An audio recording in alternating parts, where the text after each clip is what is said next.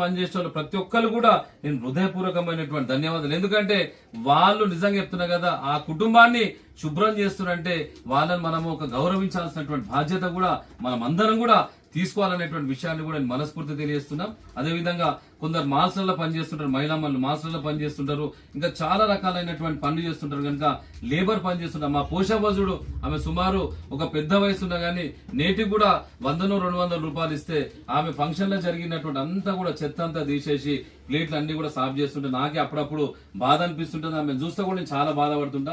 ఆమె నిజంగా చెప్తున్నా కదా, అమ్మా నువ్వు చేస్తున్నది ఆ భగవంతుడు ఏదో ఒక రోజు మంచి రోజు వస్తుంది.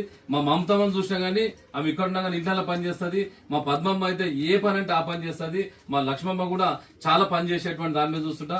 మా సంతోషమ్మ అయితే మున్సిపల్ జాడకట్ట, ఆమె హైట్ కంటే కూడా పెద్ద జాడకట్ట పట్టుకొని కూడా మొత్తం రోడ్ అంతా సాఫ్ చేసేటువంటి ప్రయత్నం చేస్తుంది. మా రేణుకమ్మ కూడా అదే పని చేస్తుంటది. మా సంతోషమ్మ అయితే చాలా రకాల పని చేస్తుంది. మా మాధవిలత కూడా పనిచేస్తుంది. మా భారతమ్మ కూడా ఈ మధ్యలో ఎంఎన్ఆర్ లో కూడా పనిచేసేటువంటి ప్రయత్నం చేస్తుంది. భాగ్యమ్మ అనేమో ఆమె చెరుకు మిషన్ సంబంధించినటువంటి దాని మీద చెరుకు మిషన్ నుంచి మొత్తం అన్ని కార్యక్రమాలు చేసేటువంటి ప్రయత్నం చేస్తుంది. మా యాదమ్మ ఆమె ఉన్నది నిజంగా చెప్తున్నా కదా, ఒక 5-6 ఇళ్లలో వాళ్ళు ఉదయం లేచి నుంచి రాత్రి దాకా ఎప్పుడు తింటారో ఎప్పుడు వంటారో ఏం చేస్తారో ఆ భగవంతుని తెలుసు. కనుక కష్టాన్ని నమ్ముకున్నటువంటి కష్టజీవులు పక్కకున్నటువంటి మా మంజమ్మ కూడా చాలా ఇళ్లలో కూడా పనిచేసేటువంటి ప్రయత్నం చేస్తారనక నేను ఈ సభ సందర్భం ఒకటే కోరుతున్నా, ఏంటంటే మిమ్మల్ని గౌరవిద్దాం. మనం ఎక్కడో కనిపించని దేవుళ్ళ గురించి మనం ఏదో చేస్తాం, కానీ ఇటువంటి నిజమైనటువంటి మనకందరూ కూడా సేవలు అందించేటువంటి దేవతలకు దేవుళ్లకు నేను శతకోటి వందనాలు తెలియజేసుకుంటున్న విషయాన్ని కూడా మరొకసారి తెలియజేసుకుంటూ మిమ్మల్ని గౌరవిద్దాం, మిమ్మల్ని పూజిద్దాం.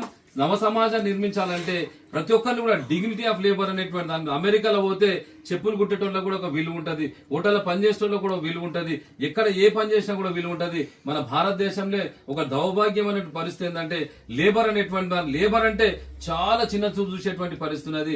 ఇంట్లో పనిచేస్తున్నట్టే కూడా చీప్ గా చూసేటువంటి పరిస్థితి ఉన్నది. ఈ రోజు నుంచి చీప్ కాదు, వాళ్ళు చీఫ్ అనేటువంటి దాని మీద కూడా ముంగట్టుకోవాలనేటువంటి విషయాన్ని కూడా తెలంగాణ యువజన సంఘాల తరఫున నేను హృదయపూర్వకంగా కోరుతున్నా. నా మాట వింటున్న వాళ్ళందరూ కూడా ఎవరైనా శ్రీమంతులు ఉండొచ్చు, అరబ్ పతులు ఉండొచ్చు,